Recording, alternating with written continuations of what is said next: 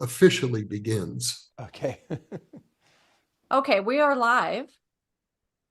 I don't see the countdown clock yet. Nope, not yet. I just want to double check this. Okay, yep. Okay, good. Officially begins. Okay. Okay, we are live. All right, so let me get this going. Okay. Now you can set it for 9 minutes now. I don't know if I can because remember the timer was not doing All what right. Well, we'll compensate. Yeah, so let me go ahead and share my screen. And here we go. There we go, and start. Okay. Okay. How is that looking? Looks great. Okay, good. And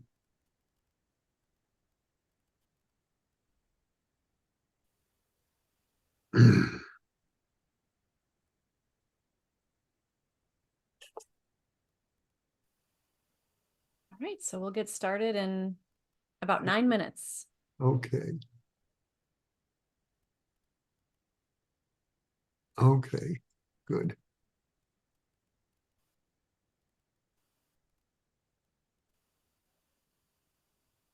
Oh, I should get the document up. Uh-oh. You're still there. Good. Yes, I'm here. Sometimes clicking away, closing windows, and I want to make sure I don't accidentally click on the wrong one.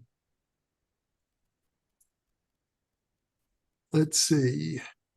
What am I looking for? The document, here we go.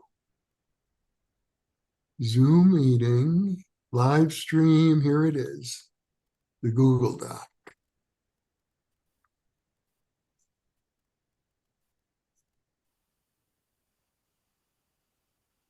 Would you like to introduce them when we begin, Jeff, or would you like me to? Well, I would like you to. Okay. Since you did the original interview. Okay.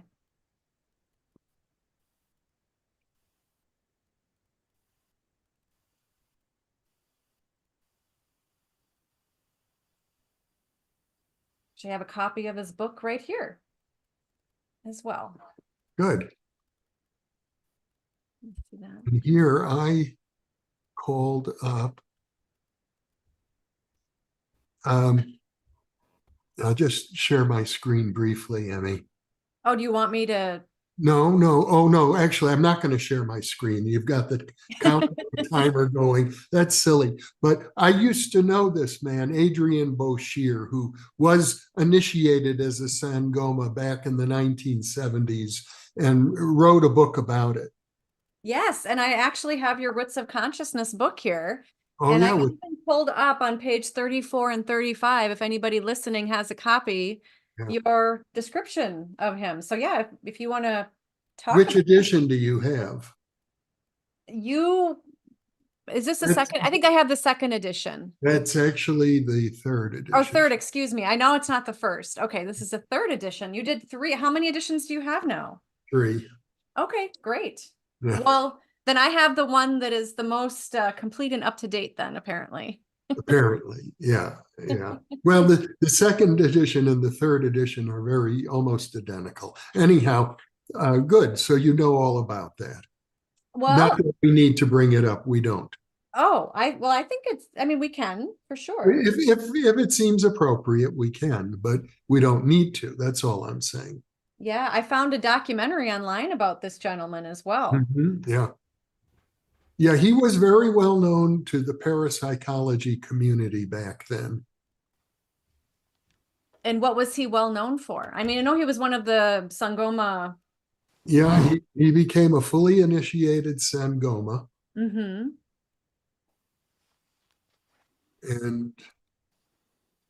And he wrote about it in the Parapsychology Journal.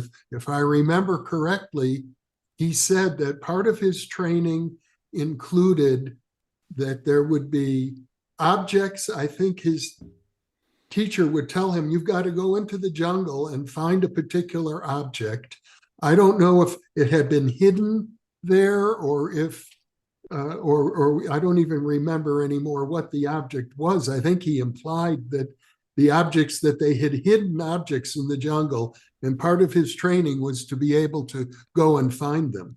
Okay. John, I know you're just coming in. We're talking about Jeff's book, The Roots of Consciousness. I have the 3rd edition here.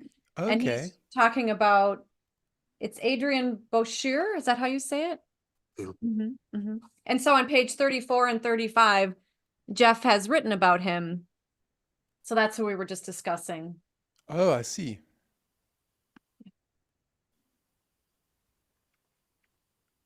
So yeah, he got the as you did, the Sangoma initiation, and then he wrote about it in if I remember rightly, the newsletter of the Parapsychology Foundation. So the parapsychology community has been aware of his work from the 1970s. I think he probably is no longer alive. What's his name again? Adrian Boshier, Boshier. And he's South African, is he? Not originally. Here, I just saw, it says here, no, it doesn't say.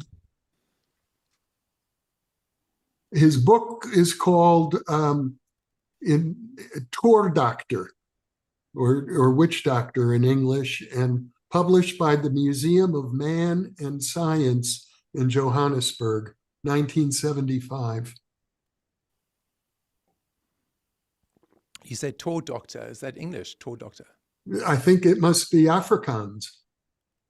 Toordokter. Say it again. T-O? Toordokter. Oh, Tour Doctor. Yeah. So it was published in Afrikaans then? I presume. Oh, so then he was South African. He was Afrikaans, I think. Well, it's not entirely clear that he actually was Afrikaans. I think, hold on. There's another book about him written by a very famous biologist named Lyle Watson, and that book is called Lightning Bird. Oh, yes. And according to that book, he was an Englishman who arrived in Africa at the age of 16 and ventured into the bush on foot alone. And oh, yes, that's quite a well-known story. yeah.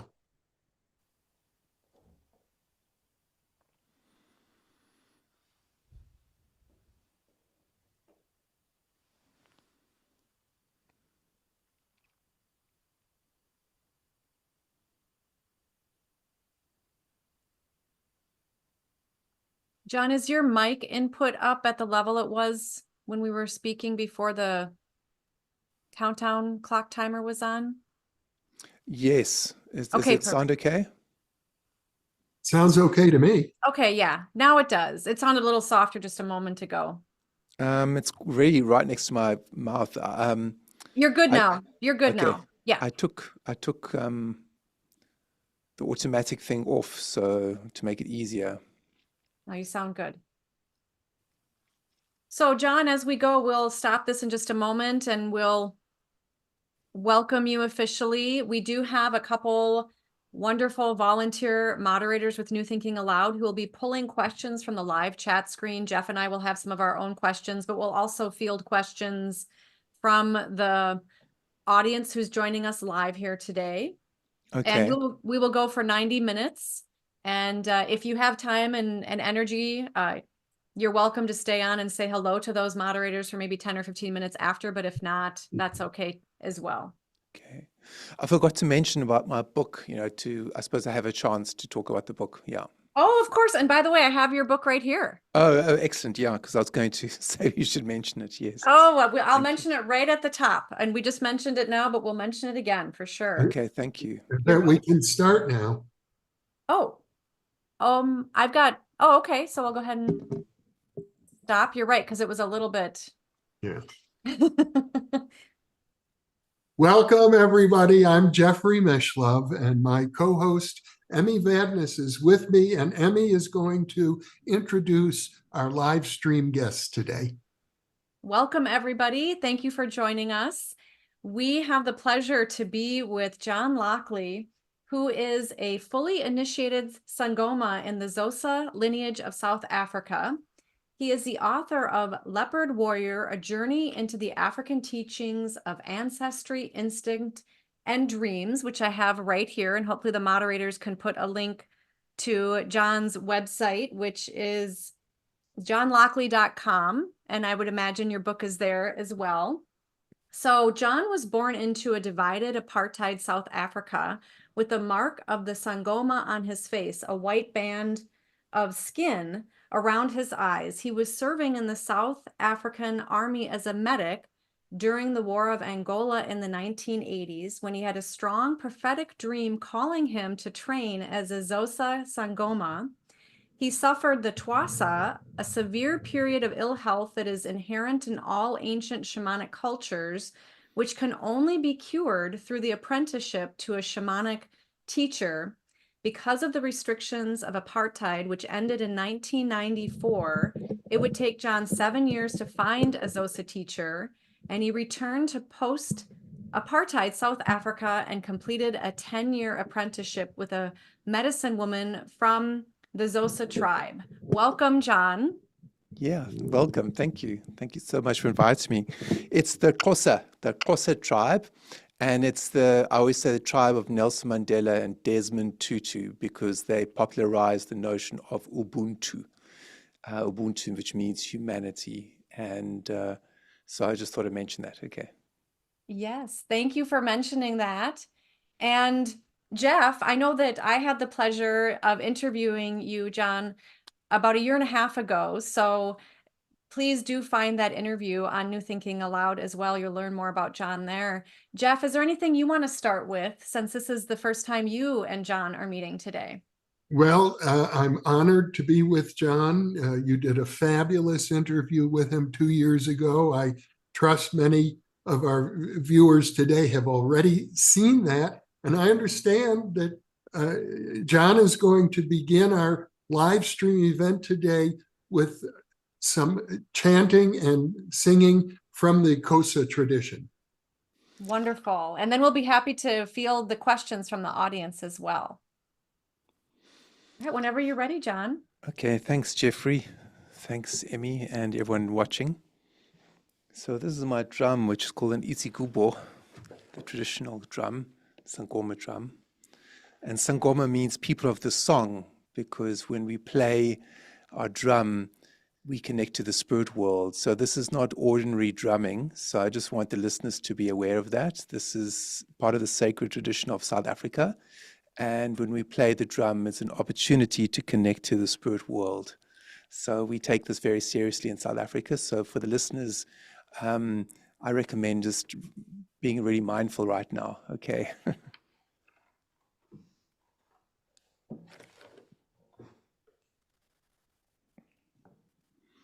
So taking a moment to prepare yourself to connect to the ancestral realm, to prepare yourself to connect to your own ancestors and that part of you that doesn't die, your soul, your umoya, your spirit.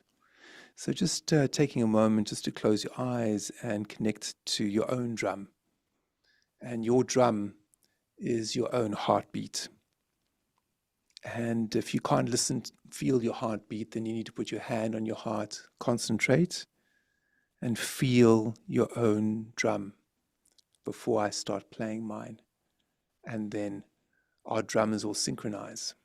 And then there's an opportunity to connect with Ubuntu, humanity. Let's take a moment, breathe in, feel your heart pulse, feel your heart beat. Breathe into it.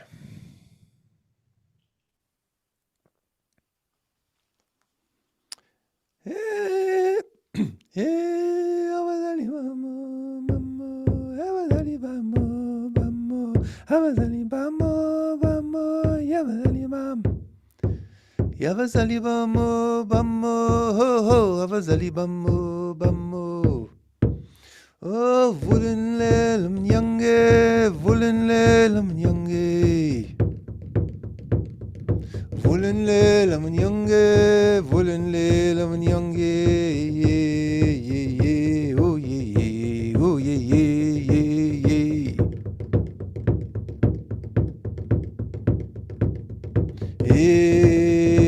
Abazali bamo, bamo, abazali bamo, bamo, abazali bamo, bamo, abazali bamo, bamo, abazali bam.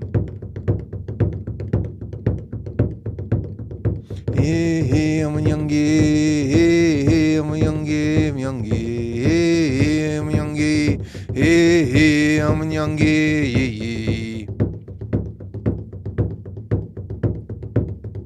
Vulenle labazali bam, vulenle labazali bam, vulenle labazali bam, vulenle labazali bam, amanyangi, amanyangi.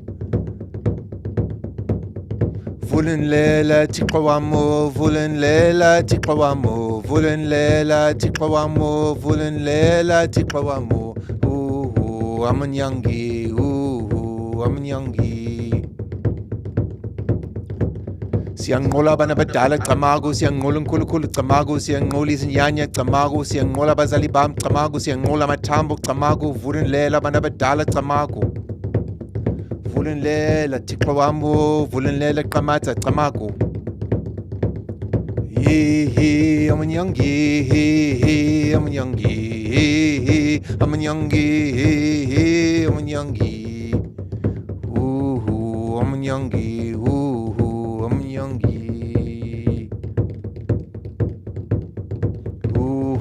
Amanyangi, amanyangi. Tamaguini amanyangi, tamaguini amanyangi, tamaguini amanyangi, tamaguini amanyangi. Amanyangi, amanyangi, amanyangi. Vulenlela abazali bam, vulenlela abazali bam.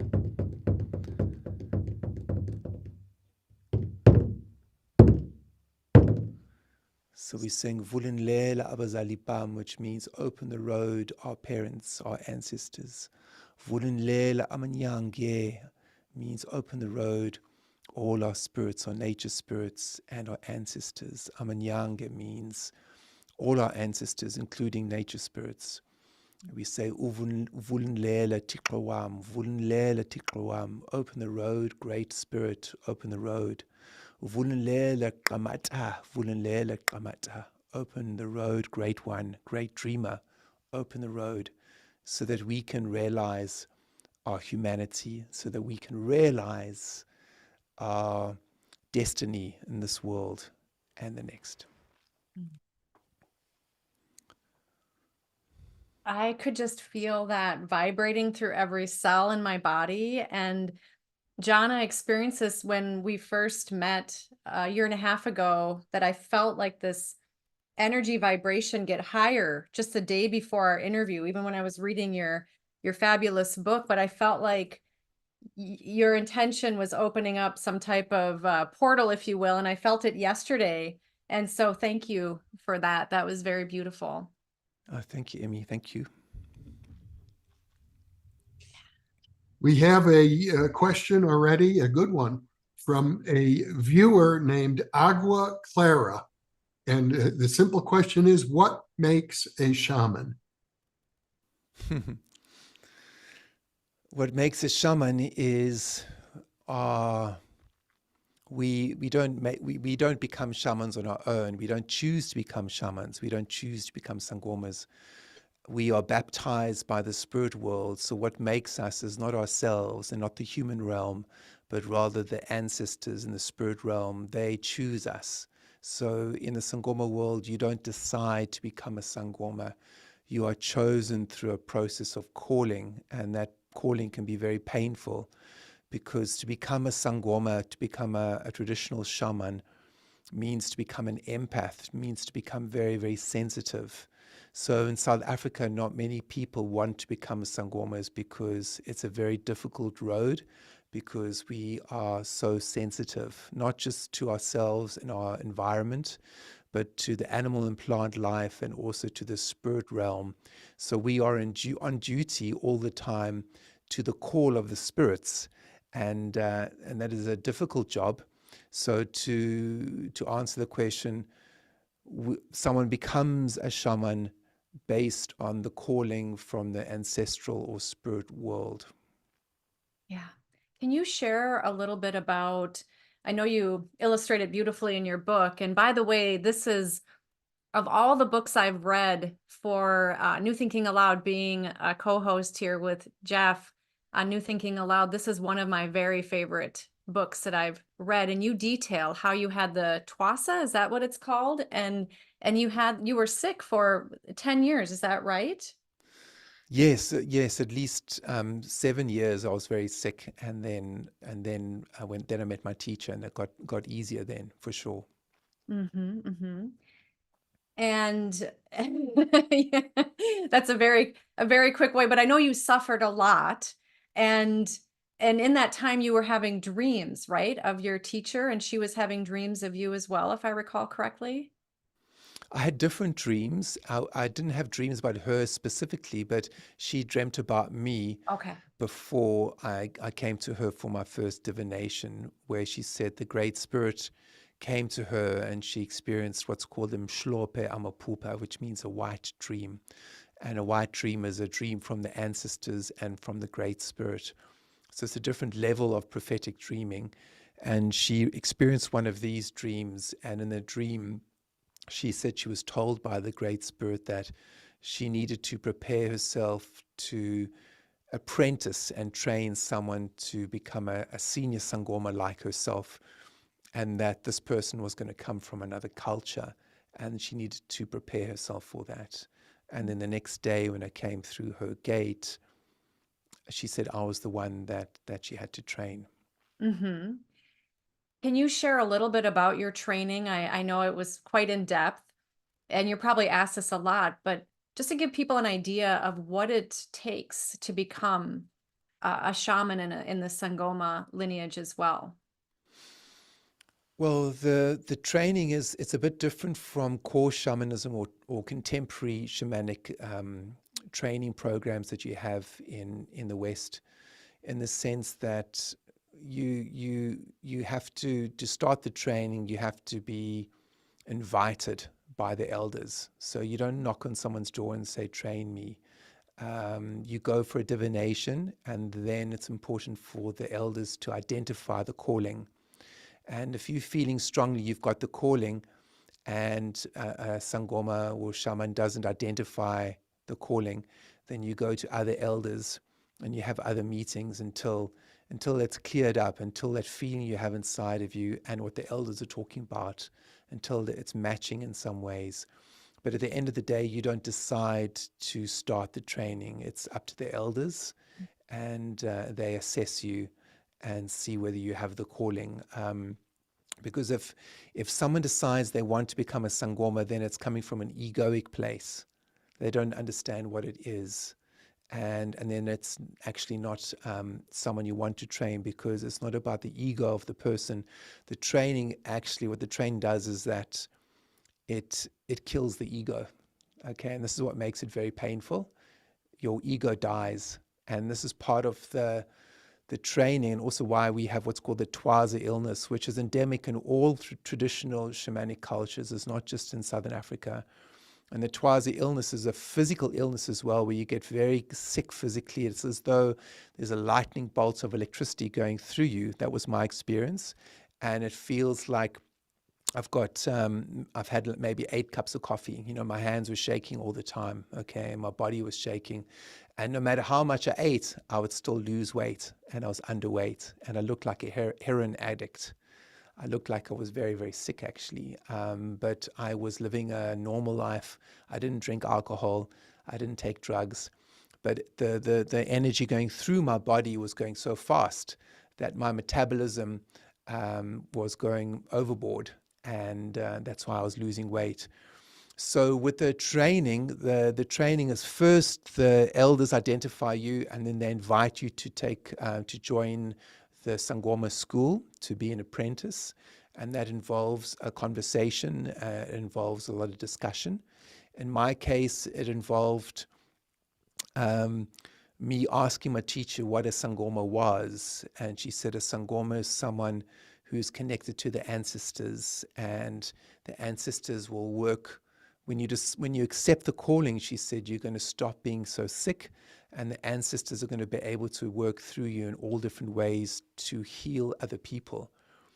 And then she said, your sickness is going to stop. And at that stage, my knees were very bad. I couldn't walk very well. And it was almost like mental telepathy, because she could read my mind as I was talking to her. And it was amazing because she'd never met me before, and I'd never met her in the physical realm. In the spirit realm, yes, but not in the physical. And it's almost like she read my mind, and she said to me, your knees are going to heal, and you're going to become a great trance dancer. And that did happen. It's all happened. Everything she said happened. So I said, okay, well, that sounds good. I accept the calling. And she said, wonderful, we'll come tomorrow and I'll give you your first white beads. So these are the beads she's given me. And this will be a sign that you are my apprentice, and that you're a Sangoma initiate. So that was day one. And then a lot of magical things started happening. A goat skin was left magically in front of my meditation hall where I was practicing. A number of things started happening very quickly. And 3 weeks into my training with her, she received a dream from her ancestors where they said to her she needed to call me Uqingulwindaba, which means the messenger, the one who joins people over long distances, the one who bridges culture and also bridges the spirit realm and this. And that was a very auspicious name, and then they baptized me with that name. And as they did that, there was these traveling sangomas that came past in a magical way, and then they came and baptized me with the name, and we had a ceremony. So there's a lot of things that happened. So it's a big story. So that's why I've written this book, to talk about traditional shamanism, in particular African traditional shamanism, and what the calling involves. Because sadly, the Sangoma culture, which is one of the most sacred and one of the most intact shamanic cultures in the world, sadly, it's been demonized for over 300 years, largely due to colonization and ignorance and Christianity, the missionaries that misunderstood this ancient culture. So part of my work is to actually educate people about what it really is. It's not black magic. People are practicing incredible healing and incredible magic, incredible beauty. And it's not just for their communities, but it's also for the world. And the training, like I say, is very in-depth. And then training involves accepting the calling. And then the training involves looking for herbs and plants in the forest and bringing them back to my teacher's home, and then preparing the plants to be given to clients who are sick. And then the training involves lots of dreams, listening to the dreams, and then organizing ceremonies. Ceremonies not just for yourself, but ceremonies for the community. And we call that umsebenz. So umsebenz means spiritual ceremony. And when you do a spiritual ceremony, you always sing and dance. And then we do the trance dance. And that's extremely beautiful, because your whole nervous system gets engaged with the dancing. And that's when you open up to the spirit realm and the realm of the ancestors. And that's when they speak to you and give dreams and visions to help the living, to help the community. And so the first thing is the plant medicine, working with the plants. The second is the ceremonies, and that involves chanting and dancing and singing, sometimes for extended time over days. And then the third element of the practice involves divination, which means to see the spirit of someone, to see the soul of someone, and to see where the illness or block is in that person, and then to connect with the ancestors and find how to help this person, and then give them what we call indaba, which means spirit news in how to help them so they connect to their spirit and their soul. So we say that all illness is a disconnection to the Great One, Kamata, and to the ancestors. And the process of working with the Sangoma is the process of reconnecting to your Umoya, reconnecting to your soul or your spirit, and reconnecting to that part of you that doesn't die. And that's the part of you that is connected to your destiny. So the job of the Sangoma is to connect to the person's umoya, to connect to their soul and their spirit, and that's the process of divination. So nowadays, the world, the ego of the world is very strong, as we see through social media. And the ego is just a story. It's like the wind. It's like the clouds in the sky. And the job for every human being, no matter what culture you're in and no matter what color skin you have, the job for each human being is to connect to their umoya, to connect to their soul and their spirit, that part of them that doesn't die, that part of them that is beyond ego. And when person connects to that, they connect to their humanity and their empathy and their compassion. And then there's healing in the world. So the job of the Sangoma is to help someone to connect to that compassionate human person that is the default to every human being. And in so doing, we help the community and we help the environment. I'm making it very simple. Yeah. I was particularly moved in your original interview with Emmy, in which you talked about meeting your teacher for the first time. And she said to you, what took you so long to get here? And you describe a very powerful moment of pure love that occurred at that moment. I wonder if you could share that with our viewers. Yes, that was amazing, actually. It was really amazing. So before I crossed the threshold of her yard, I saw her, just sweeping up the yard, and she had a stern look in her face. And then my friend, who was a Xhosa man, spoke to her and said, we've come for the divination, Mama. And she looked at us, and she had this stern energy. I could feel the energy, and I was like, wow, this lady's got a very strong energy. And all she said was jikelele, and she just pointed. And jikelele means just turn around, go to the back. And that's where the divination room was. And so we did that, and we sat down and we discussed the exchange for the divination. And then she went into trance in terms of speaking in the Xhosa language quicker and quicker until she started connecting with her ancestors. And she spoke about the last 7 years of my life in quite a lot of detail, talking about the dreams and the spirits that were coming to me, and that how sick my body got. And then she said to me that I had a very, very strong calling to become a Sangoma and to become a senior Sangoma like her, and that she dreamt about me the night before.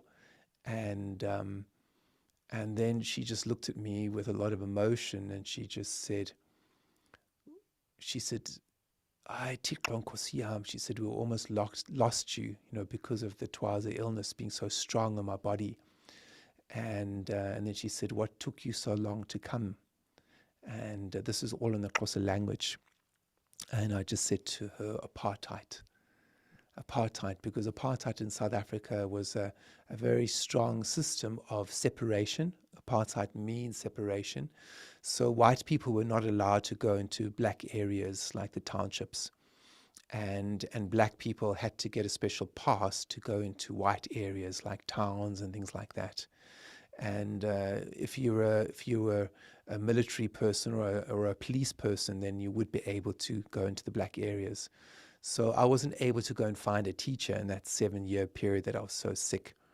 So that's why I said to her, apartheid. And she said, Tikro Nkosi yam, we almost lost you. And then a tear went down her face. And in that moment, we just looked at each other. And then there was just that connection of love. And there was no black mama and young white boy. There was no indigenous and middle class. There was just this meeting of two spirits. And in that moment, there was just this pure love. And that love has sustained me for over 25 years. We're still very close, very, very close. And I'm still deeply connected with her and her family. And I traveled the whole of the Eastern Cape with her and the elders for a period of about 15 or 20 years. People always see us walking together and looking for herbs and plants. And it was a very, very powerful time. And one of our elders died a couple of years ago. And there was always four of us. And he was one of the elders that was very close. And but like I say, we had over 20 years of being together with this group of elders moving around the Eastern Cape.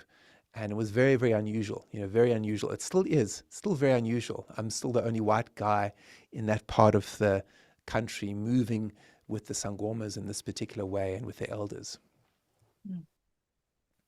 That's a very touching story, but it does make me wonder the love that you shared with her at that moment, having nothing to do with social status or skin color, spirit to spirit, seems sort of universal, like love for all of nature in a way. And I get the impression that that's really the very heart of the training that you went through right there at that moment. And, but then there was a very personal relationship you had with her specifically and her family, with maybe a different type of love. Yes, and I still do. And that relationship, we still deeply in contact, on WhatsApp and phone calls. And then I spend time with them every year, and I stay with them. And then that relationship was about them teaching me about the culture and the language. So at that point, I'd learned the Xhosa language at university, but I couldn't speak the language.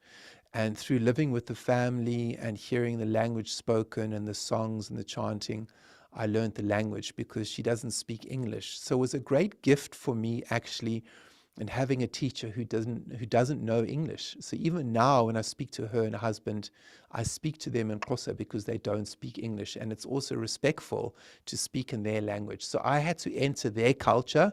I had to enter their norms and values and what they saw as important. And when I didn't understand something, they would educate me and explain it. But there was a lot, and there still is a lot for me to learn. But in the early days, there was a tremendous amount that I had to learn. And often I would dream where her ancestors came to me in my dreams, the Xhosa ancestors, and they would show me certain things. And then I would go to her and I'd have these lengthy interviews where I explained what I saw in the dreams. And I had to have a friend who's a Xhosa man who used to help interpret and talk to her with the old Xhosa language and explain the dreams. And then as we did that, she also knew how to help me because her ancestors were talking through me and explaining certain things, and she understood what it meant. And so that's how I learned the culture and the depth of the medicine work, through the dreams and through these long interviews and discussions with her. So it's very, very magical, and it still is.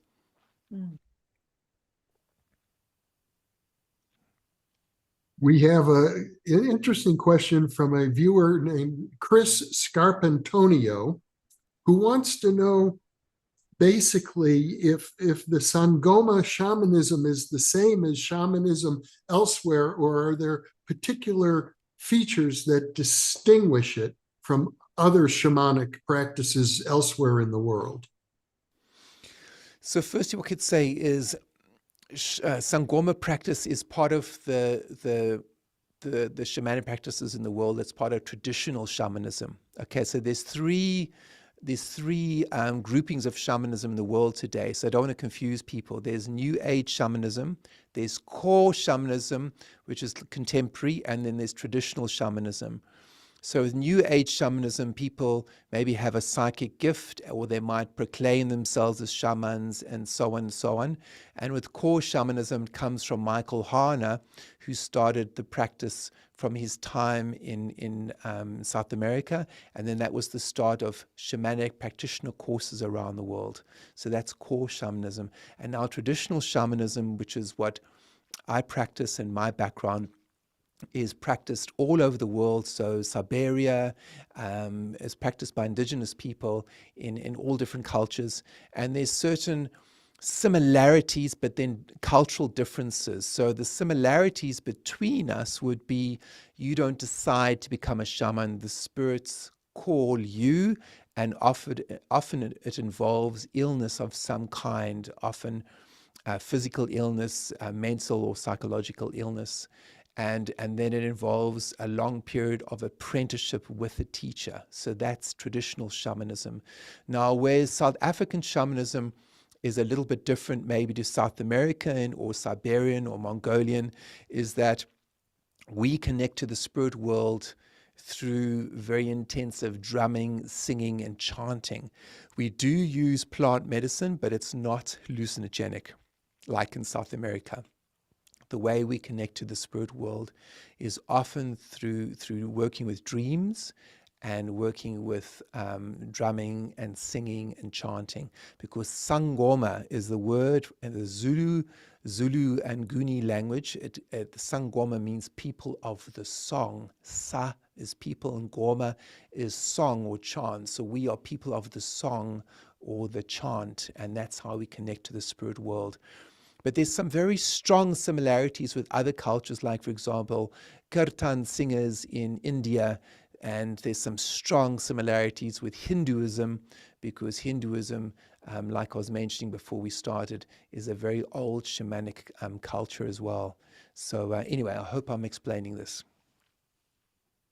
Yeah, that's a great delineation of how there are different types, for sure. John, are you able to share maybe a story of how you've helped an individual or a group of people with your beautiful abilities as a shaman? Well, I'm careful to speak like this, to be honest with you. And the reason is because it's not me, it's the spirits moving through me, so I want to be really clear about that. And it's very hard for a traditionally trained Sangoma to speak out about the work, because it's not about us. Okay. It's about the ancestors moving through me, and it's also about the culture and the elders that have trained me and the community. So I didn't just become a Sangoma. I was trained by a group of elders, and I was baptized by them, and also a community in the Eastern Cape, community of Xhosa people. So I need to just say that before I start talking, just to be really clear. So I have many stories to share, but again, I want to say that it's not me, but it's rather the spirits moving through me. But one thing that's coming to me now that I could just share very briefly, as an experience I had in New York City, actually. And I had a dream when I was in Ireland, living there for a while. I had a dream of waking up in the dream, and there were these skyscrapers. And I felt that I was in New York City, from what I'd heard about New York from my father, who used to do business in New York. And I woke up from this dream, and I felt I'm called to New York. It's going to happen at some point. But I didn't know how or when it was going to happen. But lo and behold, as life moves, a few years after that dream, I ended up going to New York City to lead some ceremonies and some workshops. And the first workshop I led, I was just at I think it was a 2.5-hour talk. So it's a bit like the talk we're doing now, except it was live, and it was in a venue, and there weren't that many people, because not many people knew about me. And but something extraordinary happened in that meeting. I spoke about the medicine work, and I shared, and then I started to drum like I did just now, and people joined me in the singing and the dancing, and and even though it was a small group, afterwards, every single person booked a private session with me, which I was really blown away by. I was like, wow, it helped me make a living. It helped me touch the people and connect with them. But then the next incredible thing happened was in that group, I'm not sure, but I think a lot of the people, almost every single person dreamt after that. They had a dream. And one lady dreamt, and she emailed me afterwards, and she dreamt that her ancestors came to her and spoke to her. And she was so amazed by that because she didn't know anything about Africa. She just heard about me and came to the talk. And other people were amazed as well. And then I in that experience, I was able to articulate some of the medicine. And the medicine is that what I felt happened in that moment was that this drum from South Africa, and also my own training, is very much part of earth medicine. And a lot of people nowadays are very disconnected from themselves and their spirit, and it's partly got to do with an overcharged nervous system. So we are all electrical sockets and live wires. We speak about lightning energy in the Xhosa culture, and in the San Bushman culture, we speak about lightning energy. So each human being is an electrical current moving. And nowadays, a lot of people don't ground themselves and they don't earth themselves. So as we know with electricity, in a very practical sense, every electrical socket in your house has 3 different points. It has the live wire, has the neutral, and has the earth. Live, neutral, and earth. And every human being has an aspect of that with themselves. So with the dancing that I did with that group of people in New York City and the drumming, I helped to earth them. I helped to ground them. And that's what this medicine work does. It helps to earth and ground people. And then they are able to receive the visions they need to receive. So that is what happened in that moment. That's what I felt. That's what I experienced. Yeah, it's like you helped open them up to messages they needed to receive as well. Is that what you're saying as far as having dreams of their own ancestors? Yes, but I think more than that was that they were able to ground and earth themselves, because when you're in a busy city like New York City, there's lots of energy, there's lots of electricity, there's lots of movement. It's difficult for people to earth and ground themselves. So in that moment when I was dancing with them and I encouraged them and showed them how to dance and move their bodies and their feet, they grounded themselves, they earthed themselves, and then that is what enabled them to receive the dreams that they needed to receive.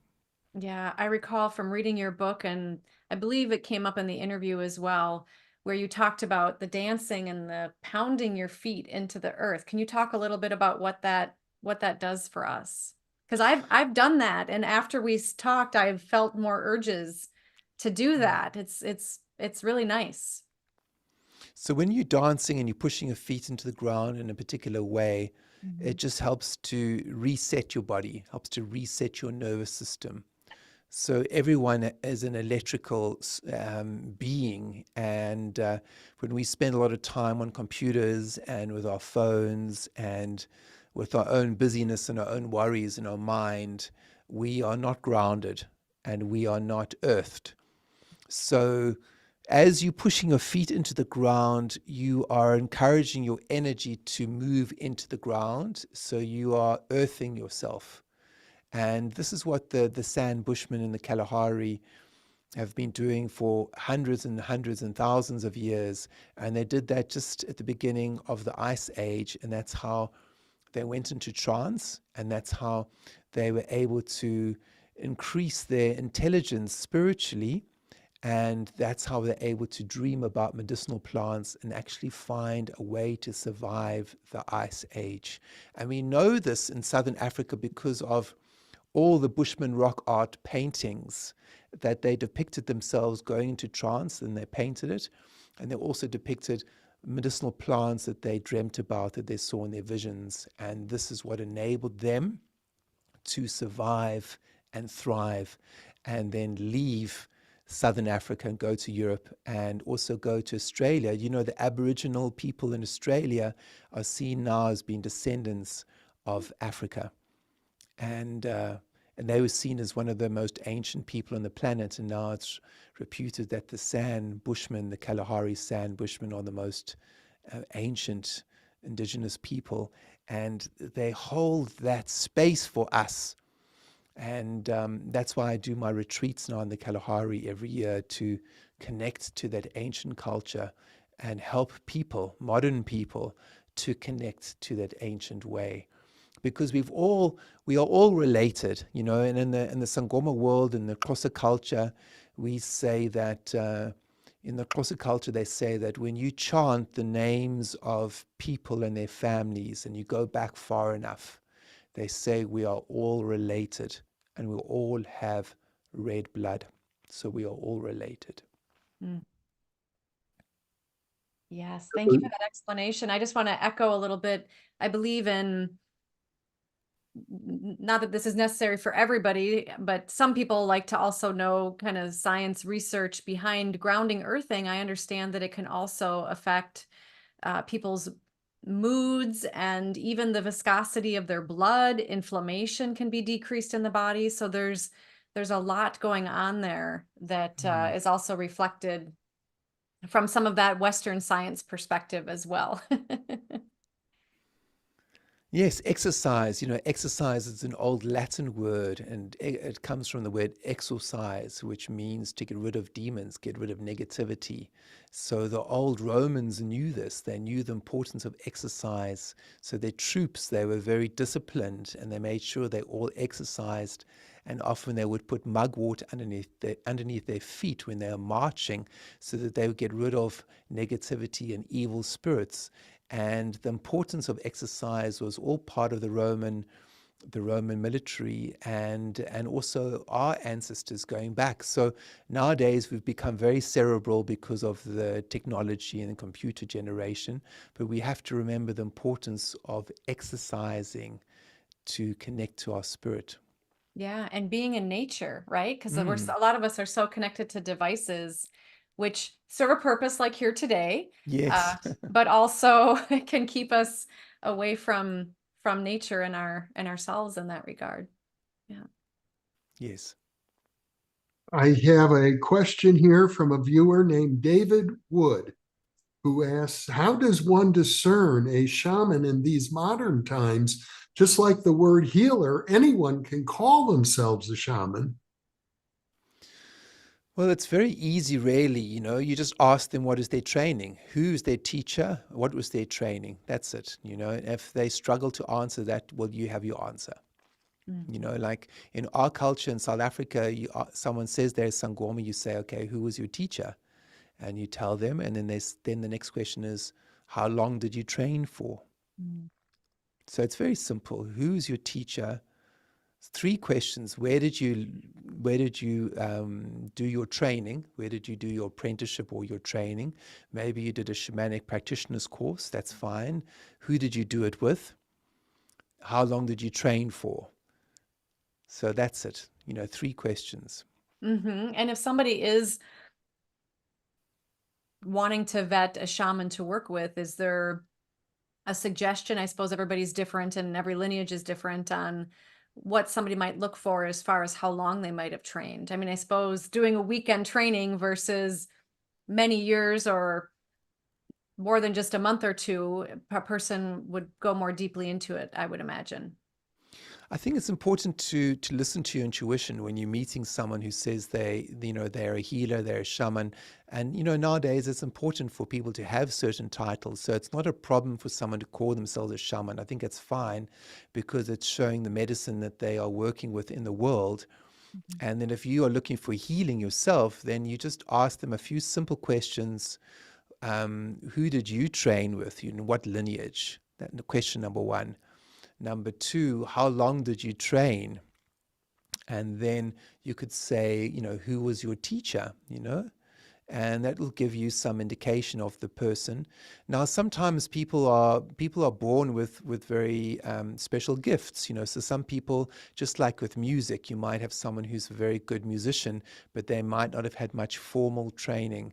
So in the shamanic world, you might have someone who's naturally a very psychic person and very, very gifted as a seer and as an intuitive. And people like that maybe don't need to do a very long training.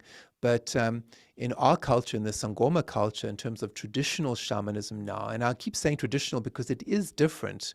In traditional shamanic cultures, no matter how gifted and psychic you are, you still have to go through the apprenticeship, you know, the process. And it can still take 5 to 20 years, even if you're very psychic, you know. So this is where, you know, people need to be aware about, you know, the different kinds of shamanic schools and lineages that they're moving into. And I'm not going to say one is better than the other, because healing is needed in this world in all different ways. And someone might do a very short training, like a shamanic practitioner's course, but they might be extremely gifted and extremely intuitive, and it might be enough. The tools that they receive there might be enough for them to bring about very strong soul healing for someone. So in the end of the day, I think people do need to listen to their intuition and realize, you know, the client or the person who's a patient does have power as well. You know, you can choose who to work with, and it's okay to ask the questions. I mean, look, in the medical fraternity, the doctors have to have their certificate on the wall. And doctors, you know, the medical world is very shamanic in many ways. You know, you can be very clever. You can go and do your training in 6 or 7 years in terms of academia in medical college, but then you also have to do an apprenticeship in a hospital, and that can be very arduous and very difficult for about a year. And I've been told by interns, you know, medical interns, that could be up to 80 hours a week and very difficult conditions. So they go through this apprenticeship, and it's based on the old Greek system and of Hippocrates. And the old Greek system was actually shamanism. It was old shamanism. So the ancestors of modern medicine are people like myself, because we work with the goat, we work with Pan, we work with these old systems, which is the way of modern medicine right now, you know. So the end of the day, that certificate on the wall that you have in modern medicine is the same that we have in shamanism. You just have to ask the question to the healer. Mm-hmm.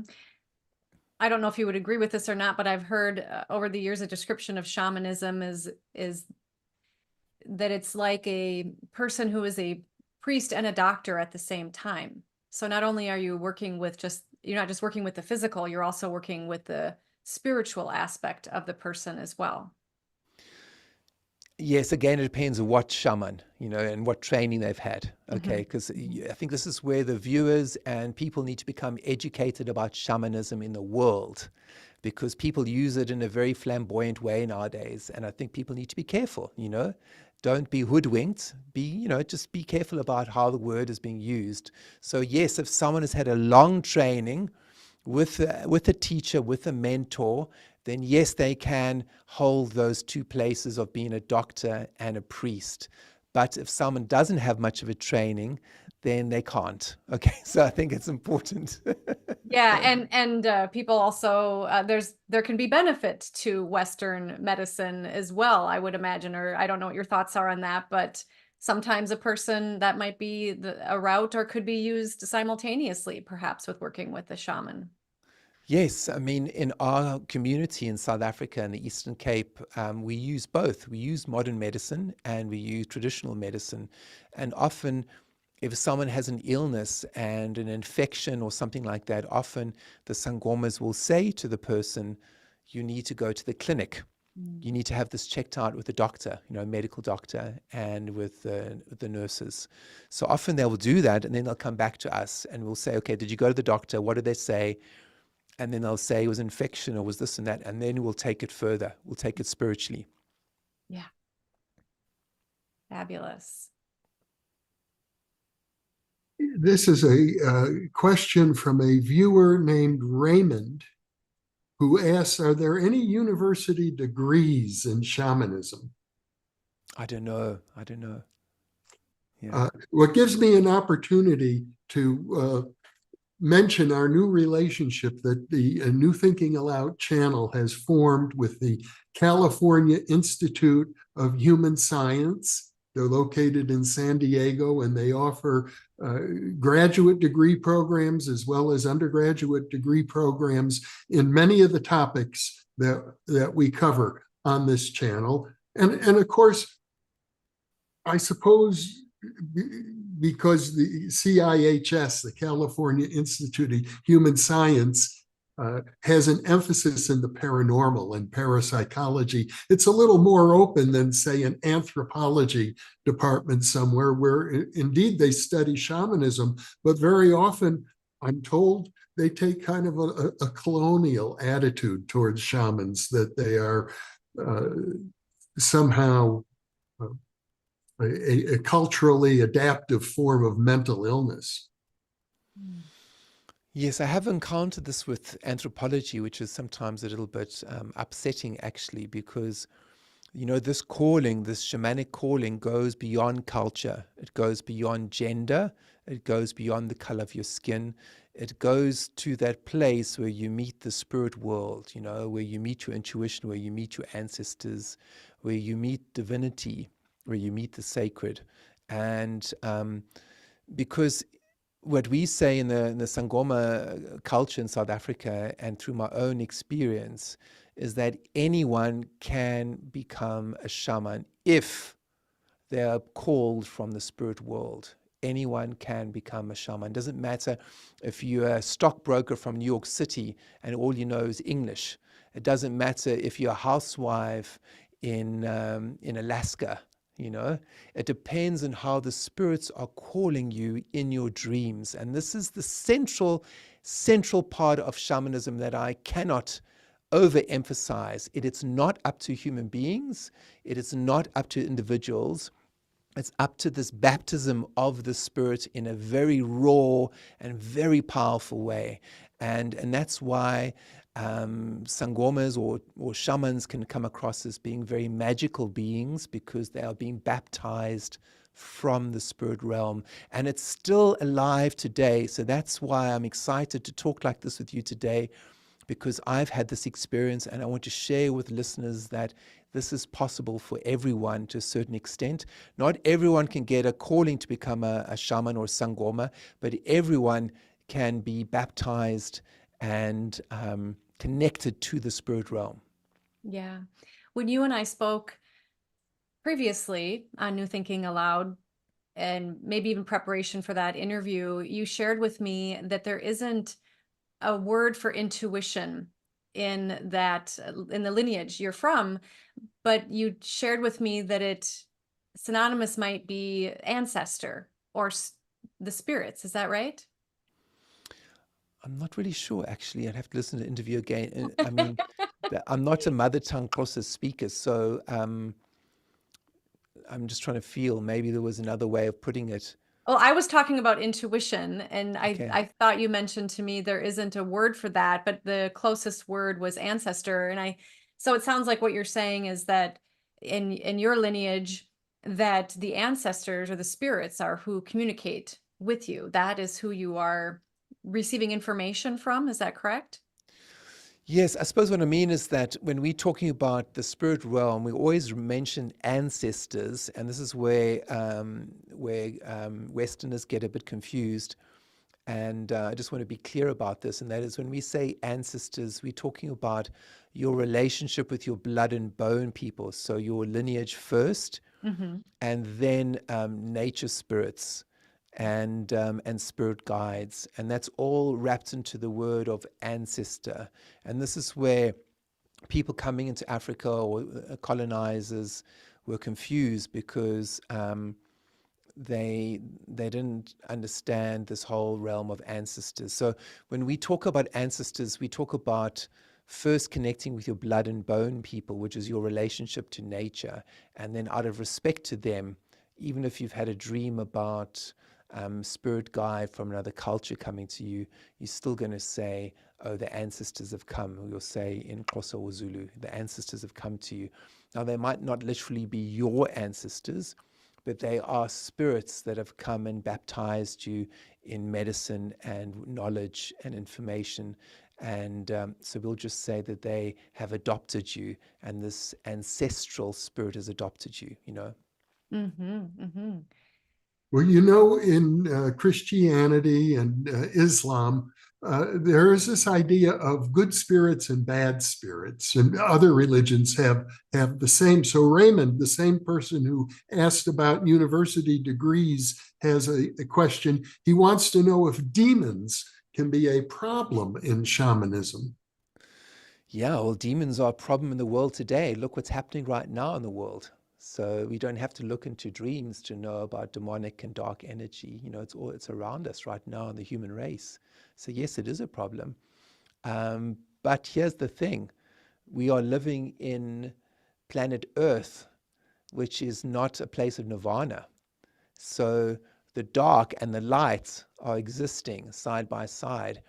And the story of the lotus flower is very important, because the lotus flower feeds off the mud, and then it transforms itself and blossoms when the time is right. Not when it decides, but when Mother Nature decides it's ready. So with darkness, or let's say evil, it's on a continuum of shadow energy. And I write about this in my book, Leopard Warrior. So on a continuum of, let's say, shadow, everyone has a shadow, but doesn't mean everyone has evil. Yes, everyone has the capacity of committing evil, and also the capacity of committing great saintly acts. Everyone holds that potential inside of them. And so in terms of demonic energy, it's about being aware of those two sides inside yourself. And some of it could just be like shadow energy inside of you or around you, which is like, on a very small scale, could be like pollution. It could be pollution like from cars, and it could also be emotional pollution like jealousy or anxiety or fear that people can put on you. So on a small level, that's like pollution that can be around us that we need to cleanse ourselves from, and also cleanse clients, help to cleanse clients. And then deeper forms of shadow energy that turns into evil and things like that. We work with that, with ceremony, and also being aware of the nature of evil. What is the nature of evil? And there's a wonderful word of live, and live is spelled backwards, it's evil. So life force, doing the practices where we connect to electricity and life force, is the greatest antidote to evil. So trance dancing, raising the vibration, getting a connection to the spirit world, making offerings to the community, which is often the old people, the sick people, the young people, giving them food first, inviting everyone to the ceremony, dancing, saying prayers for everyone and all their ancestors. That is the antidote to evil.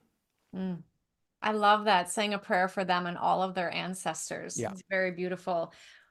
We have a question from one of our fabulous volunteers, Celia Funk, who asks, is the spiritual realm more real than the physical realm?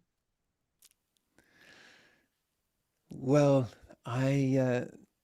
depends on who you are. I mean, in my training as a Sangoma in the early years, my nighttime experiences in terms of dreams were definitely more real in many ways than my waking state. And that is part of the initiation, that's part of the training.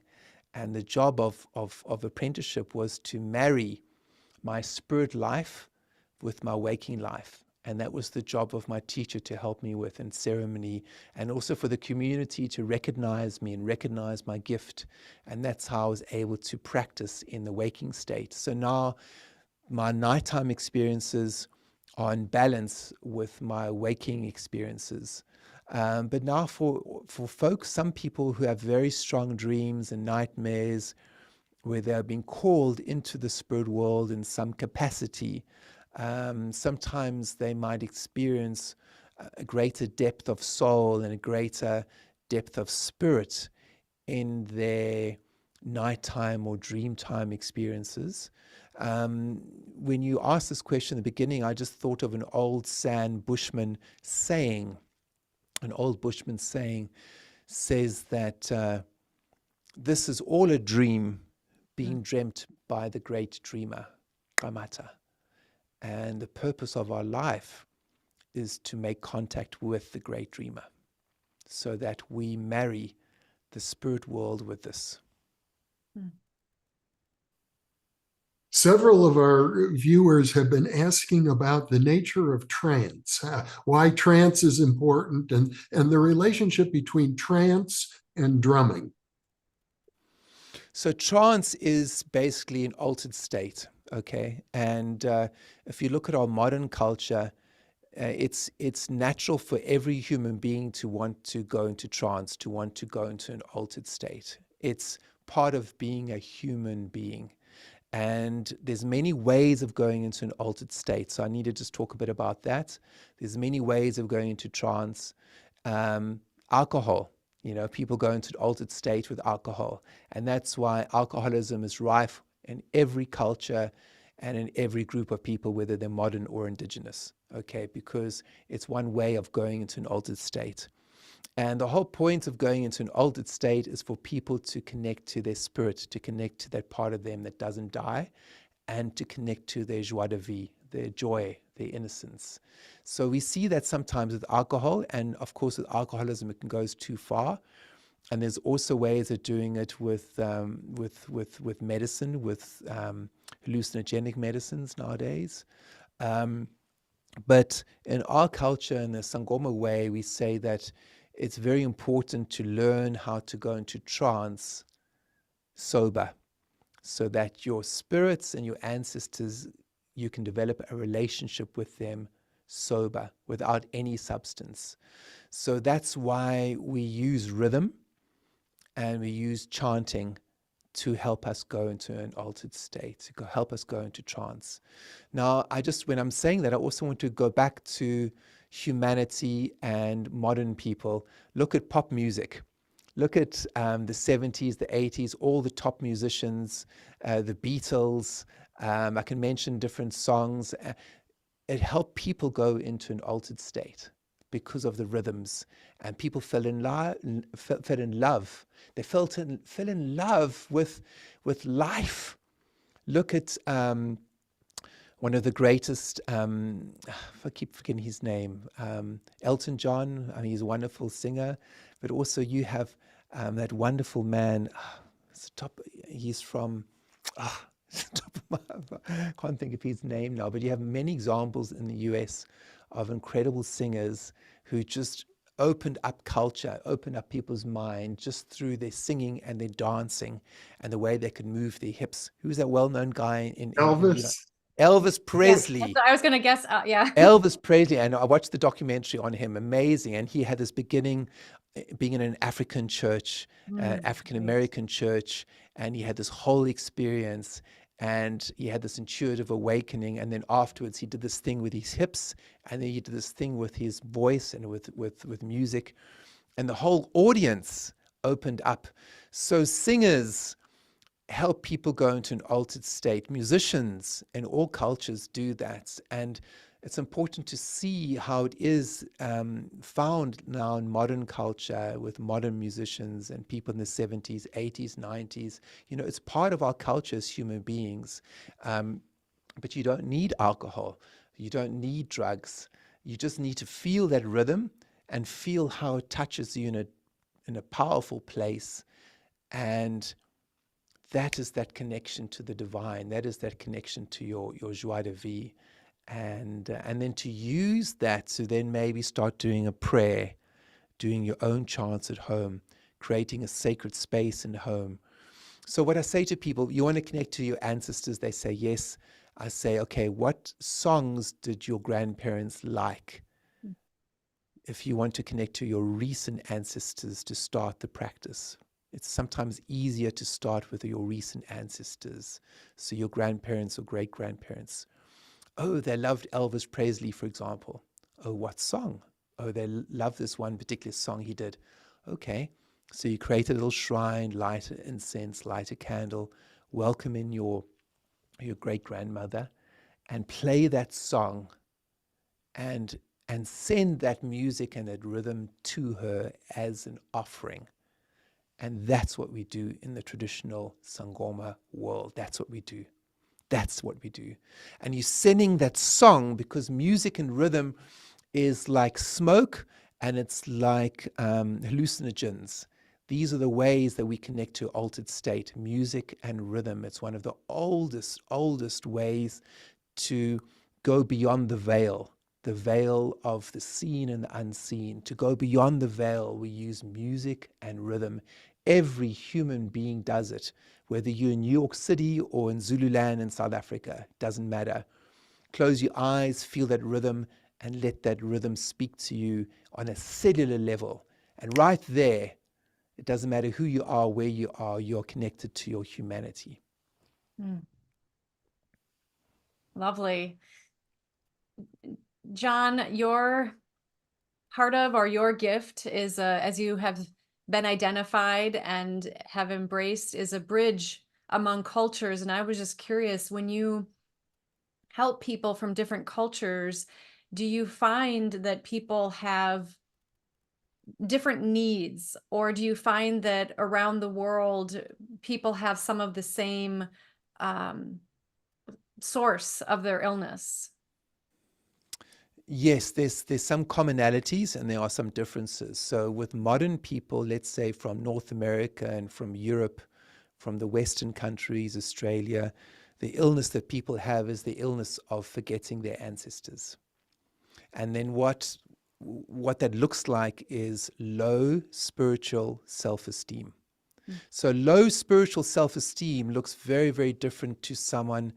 Like someone could be a lawyer, they could be an academic, they could be a medical doctor, and they could be very bright and very clever in their work.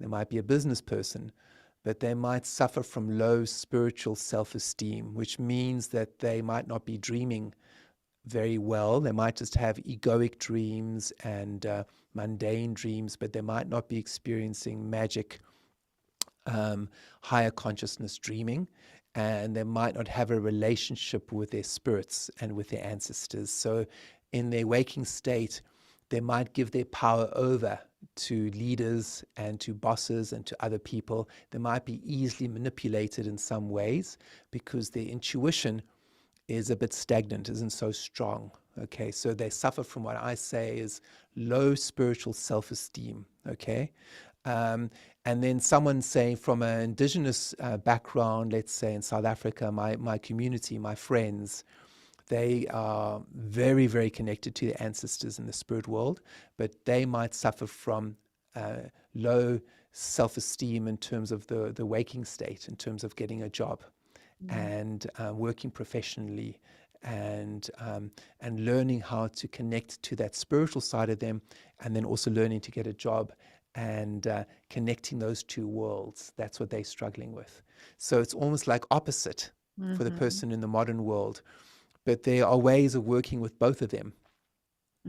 But they look different. So one is suffering from spiritual poverty, and the other is suffering from material poverty. And they seem very different in some ways, but once you start sitting and working with them, there are common ways or similar ways of working, but just coming from it in a different angle, in a different trajectory, you know. Yeah. Does that make sense what I'm saying to you? Yes. And to Jeffrey, does it make sense? Yep. Yeah. It makes a lot of sense, as a matter of fact. We've got some good questions coming in. William Eigels says, do you have thoughts about why a white European descended man was called to become a Sangoma in the Kosha tradition in Africa? Is there some spiritual bridging or healing of humanity element in your story? Yes, of course. And, we also have to remember that my ancestors, like your ancestors, Jeffrey and Emmy, they were indigenous people. You know, my mother, I didn't just become a Sangoma. I was it was decided on me to become a Sangoma before I was born, actually. And that's like with a lot of Sangomas.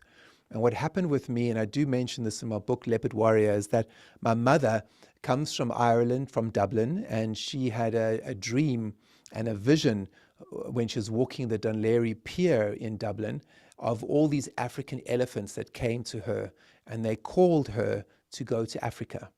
So she went to Africa, and that's where she met my father in Zimbabwe. And now with my family, my grandmother was a seer, and an indigenous Irish seer with lots of dreams. And she even dreamt the fall of apartheid. Incredible dreamer, incredible seer. But now that old shamanic way in Ireland is broken down, and it ended a few hundred years ago due to colonization. So in order for my family line of seeing and dreaming to continue, I had to be born in a culture where my gift was going to be recognized, and so it could grow and it could be fostered. And my grandmother, who's the seer, and also my other Irish relatives have come to me in dreams, and they have shown me certain things. And I've discussed this with my Sangoma elders, and they say, yes, you become a Sangoma because your ancestors have called for this, so that this old way in your family can be reignited. So this is what's happening to a lot of people from Caucasian backgrounds who have lost connection to the old ways. A lot of them have found training with indigenous elders in South America and Mexico and other places.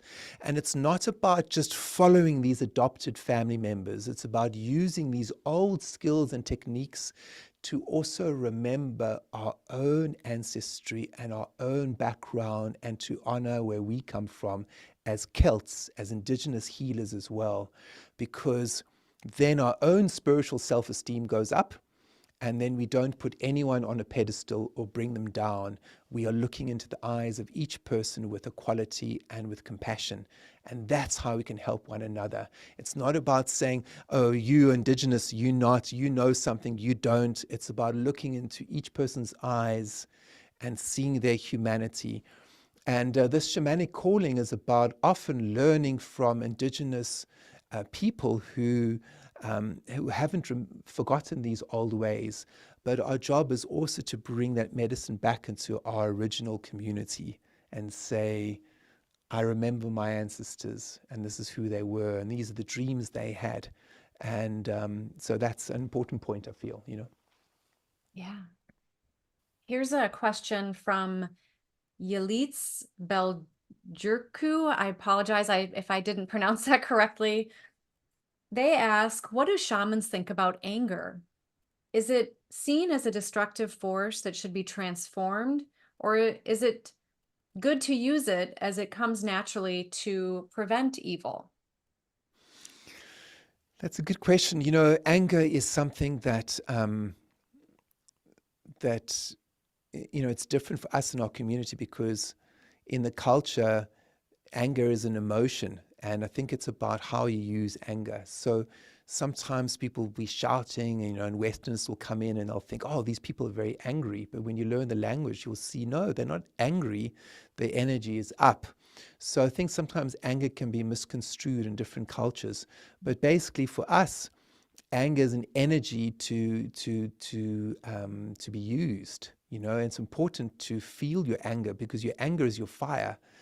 I remember this experience for me when I started my apprenticeship, and we were dancing, and the spaces are quite small in the township because of material poverty. People don't have huge homes and mansions. They have small homes, and a lot of people dancing in a very small space. So what happened with me was I was dancing, and there's a lot of people. I wasn't used to it, and I tripped and fell. And people just carried on dancing. They danced on top of me, and they just carried on dancing. And I wasn't hurt. Maybe my ego was a bit bruised, but I wasn't hurt. But in that moment, I felt this anger come up. But that anger was the anger of, I can go home and not carry on doing this apprenticeship, or I could stand and hold my ground and dance and hold the energy around me and dance. And that's what I did. So it was anger, but it wasn't anger to push against anyone or hurt anyone, but it was just my own sense of, nope, I'm not going to be pushed over again. That's it. I'm holding my ground. My teacher's given me the white beads. I've got a place here, even though I'm the only white person. I'm going to dance with pride. I'm going to dance with dignity. I'm going to hold my space. Yes. So that was the anger for me, in terms of that emotion. So I think anger is very important because it's fire and it needs to be used and held in a good way. So it's all about how do you use anger. Anger is an emotion and it can be used in a good way. Like you look at the Dalai Lama. He was being interviewed in South Africa with Nelson Mandela, and they asked him about anger, and he said, anger can be good. He said, my people have been treated badly. I'm angry, but it's how does he use that anger? Same thing with Nelson Mandela. His situation of being incarcerated for 27 years, did it make him angry? You bet it did. It made him very angry. But it also, he had to be careful in how he used that anger. And he had this one moment before he went to sleep one night where this voice, it was a woman's voice that came to him and it said, Nelson, be careful. This anger can kill you. And he felt that voice and this message. And then the next morning he woke up and that woman's voice came back to him. And the woman's voice said, Nelson, you need to befriend the enemy. And he said it was a turning point for him because up to then he was full of anger and hatred towards white people. Anger and hatred. So that's where anger becomes toxic and a polluting force. So when he heard the voice of you need to befriend the enemy, the jailer opened his door that morning just after he had this vision, and he was angry and he felt that vision and that voice. So he said to the jailer, what made you decide to become a jailer? He was angry. And the jailer said to him, well, I had no choice. And he said, what do you mean you had no choice? Because in his mind, white people had all the choice. And he said, well, when I was 15, my dad died. And I was the eldest in the family. And I have 5 brothers and sisters, and we live on a farm. And I had to leave, drop out of school and go and get a job, any job, to help support my brothers and sisters. And Nelson Mandela said that was the one moment, in that moment, he felt compassion. And he felt compassion because he said that his dad died when he was 7. And when his dad died, he was invited to, his dad was a spokesman and advisor to the prince of the Xhosa nation. So when his dad died, the prince invited Nelson to be brought up with his son in the royal household of the Xhosa nation. So he went to private school, he went to university, and he didn't know material poverty. So when this man said this to him, a white guy, he suddenly felt compassion. And then he said to this jailer, he said, where were you brought up in South Africa? And he said, well, I was brought up on a farm in the Eastern Cape. And he said, uyasazi isiXhosa? He says, ewe, ndithetha kakuhle isiXhosa. He said, do you speak the Xhosa language? And he said, yes, I do. And then they ended up speaking in Xhosa, fluent Xhosa. So when Nelson Mandela became the president of South Africa, right next to him was this jailer who became one of his closest friends. So this is a wonderful story about befriending the shadow and also looking at your anger with discernment. It's a wonderful story. So I just wanted to share that with everyone, Yes, that is a fabulous story. And I like also how you suggest that we need to be aware or mindful of how we're using our anger. And anger itself isn't necessarily bad, but we don't use it to harm others or ourselves. But it can, in your case, when you were dancing and then fell on the floor, you literally, the anger helped lift you up, literally and figuratively. Yeah, and people need to get angry nowadays. They need to get angrier. People aren't angry enough. And then when people get angry, especially in the healing fraternity, they'll say, oh, this anger's wrong. And I'm like, no, it's not wrong. The world's in a bad state. People are treating each other badly. There's a lot of nonsense out there and a lot of lies. Get angry. Get angrier. and then do something with that anger, go into trance, dance, feel your voice. People need to get angrier. Yeah. And use the energy for something positive. Yes, yes, yes. That's important to find it. And that's where I think dancing and exercise and things like that comes in. When you're dancing or you're exercising, feel the anger, feel the fire, because it's fire inside of you that ignites your passion. And that old saying of passion turns to compassion. Passion, passion is got fire in it. Beautifully put. Yeah. And so we thank you for all that you're sharing, John. And just a reminder that John's book is Leopard Warrior. And we've got about 10 minutes left so if anybody else has any questions they want to ask John, to go ahead and chat those in the chat screen, and we'll do our best to get to as many questions as possible. Jeff, do you have any comments or questions? Here's a really good one from Steen Amundsen, who asked, John, what personal sacrifices did you have to make on your path during the apprenticeship? As I don't think that people called or that want to explore a full multi-year apprenticeship actually understand the level of commitment. Well, I've written about it. I can just share a few things. I didn't live a normal life in the sense that I didn't have, partners and relationships that much, because I had to listen to the spirits in my dreams. And then it also meant going back and living in the village where my teacher's from and staying with her.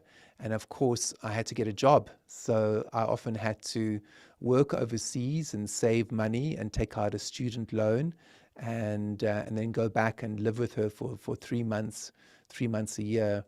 And that meant whatever relationships I was in, I had to put those relationships on hold and put those jobs on hold that I had, and make the relationship with my teacher, my apprenticeship, the primary relationship, which was very difficult, and that created a lot of heartache and a lot of difficulties in our personal life sometimes. And a lot of people didn't understand, family and friends didn't understand, why are you spending 3 months every year in this poor township in South Africa? What are you doing?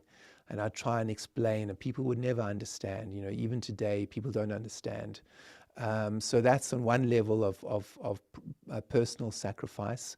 So there was a lot of money I had to use. There's a lot of personal time and energy, and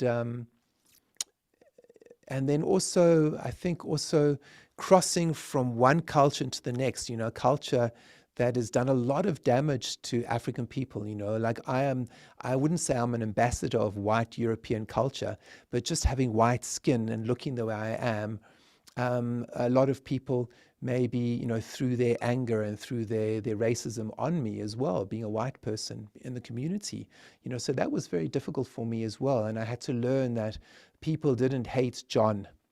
They hated what I represented, which is a white middle-class person, white being the color of domination that hurt a lot of people in South Africa for many years.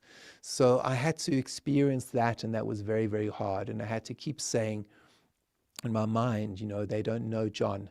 They just know with this white skin color and what it represents. So that was a lot for me to go through over many years. And I had to keep listening to the dreams and put the dreams first, put the ancestors and the calling first.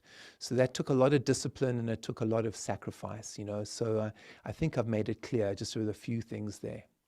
Yeah. And you're glad you made the sacrifice. Yes, I wouldn't have done it any other way. I mean, the amount of love that I've received from my community, that I constantly receive from them and from the ancestors, is beyond words. And that's why I share these teachings in this broken world and this world full of cynicism.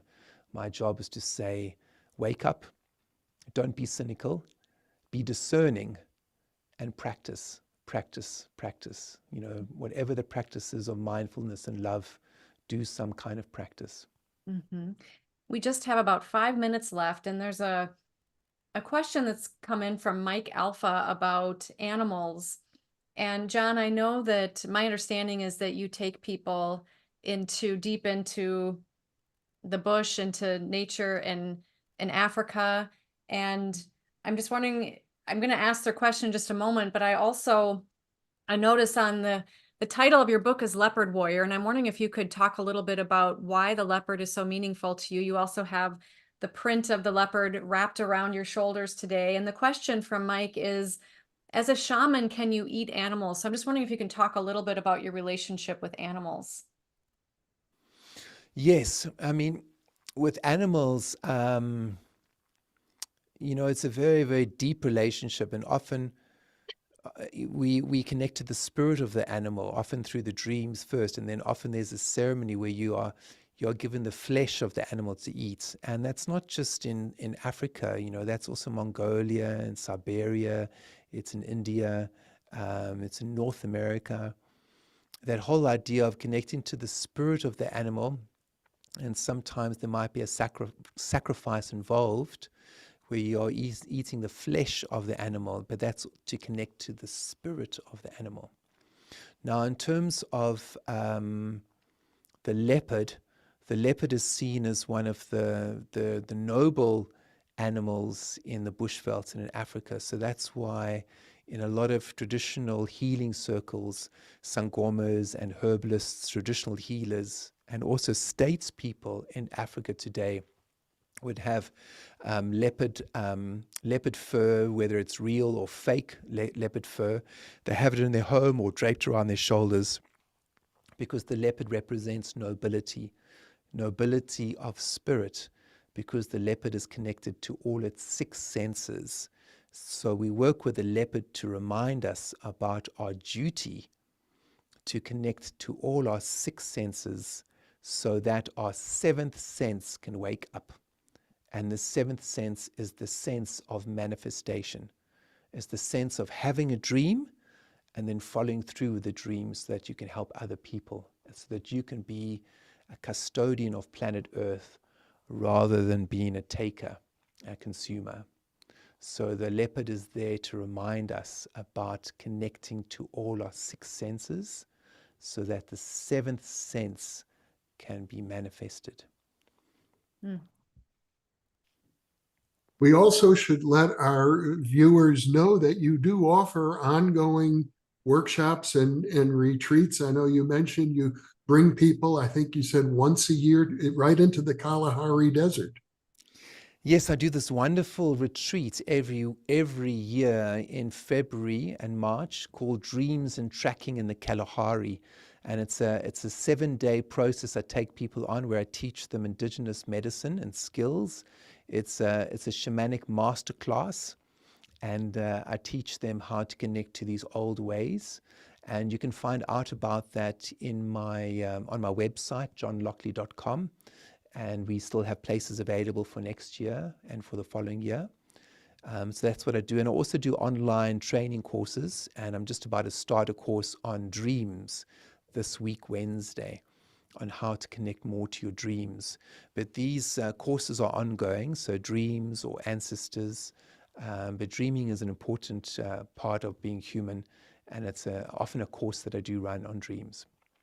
And I know you also have a YouTube channel. And for viewers who didn't write down your website, both your website and your YouTube channel are listed in the description of this video. Thanks, Jeffrey. Thank you so much. That's true, yes. Yeah. I just want to squeeze in one more question if possible. This person, their name is Anahat Singh, and they ask, do shamans in Africa have a term or concept for enlightenment? No. I think that's got to do with cultural, and also it's a cultural understanding. What is enlightenment? But I can speak a little bit about that. What we do have is Ubuntu, Ubunzulu, which means the depth of humanity. And what we also have is prayers that speak about Tobela Morena. Tobela means humility. So how much can you give yourself away for your community? That's what we speak about. Mm. How much can you honor your ancestors and pray to them and your spirits with devotion? And how humble can you be? How can you be of service to your community and to the spirits, to the ancestral realm? That's what we speak about. Mm. Well, thank you for all the inspiration you have provided here today, John, and the insight into your world and inspiring all of us. And just a reminder that it's johnlockley.com, your website. Jeff, are there any, or Well, John, actually, do you have any closing remarks, John? And then Jeff, if you want to wrap us up. Yes, I suppose I could just say that we all have a responsibility nowadays to connect to our ancestors, to connect to our spiritual self-esteem. And you can't blame that on anyone if you don't have that. You know, you can't blame it on your parents, your ancestors, the politicians, the leaders. We can't blame our leaders for the state of the world. All we can do is do something about it. So everyone has some responsibility for the state of humanity, and we can all do something about it. So the first thing is feel your heartbeat, feel your own spirituality. And if your self-esteem is low, that's okay. That's the start of understanding humility. Being humble means I realize I am not dreaming. I realize I might not be connected to my ancestors and spirits, and I ask the Great One to help me with humility. And that's a great place to start for any human being, because the more humble we are, the more open we become, and the greater likelihood we have in becoming good custodians of this earth. Oh, very nice. beautifully put, John. Thank you so much for being with us today and with the New Thinking Aloud audience. It's been a blessing for us to have you with us. I'd also like to remind viewers that the New Thinking Aloud channel offers viewers a weekly email newsletter, a quarterly magazine, which can be downloaded for free from the New Thinking Aloud Foundation website, or you can order a beautiful printed copy. And we also now have a book imprint series, and our second book has just been released a few months ago. It is a tribute to parapsychologist Russell Targ, who just turned 90. Wow. Amazing. Yeah. Thank you, so Jeffrey. much. Thank you so much, John. And of course, Jeff, always a pleasure to be with you. And thank you to the volunteers who helped today with moderating the chat and everybody joining us today, because you are all the reason that we are here. Thanks, Emmy. Thanks, everyone. Thank you.